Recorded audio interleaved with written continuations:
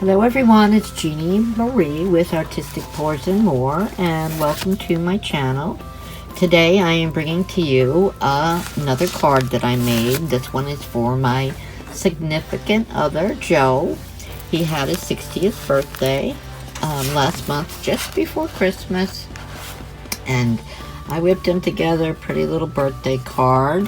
And this is his favorite color. It's like a teal blue. It looks more blue here, but it is more of a teal blue. And I used the rosette. And here I had some cutouts, dies. And then I used my EK Tool scissors over there that I have. And did a lot of cutting on paper to make it decorative. Putting different layers. And then used the corner punch that I have. And then inside we have some more die cuts. Didn't want to get too mushy or too delicate. It is for a guy after all. But I wanted him to know how much I love him. So here's some pretty more die cuts I put in there. Some hearts with some bling. And my little message. And a couple more die cut hearts. And some more of the pretty little corners.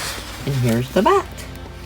So I hope everybody enjoyed this quick little video, and thank you for watching. We'll see you soon. God bless, be safe, and be happy. Bye-bye.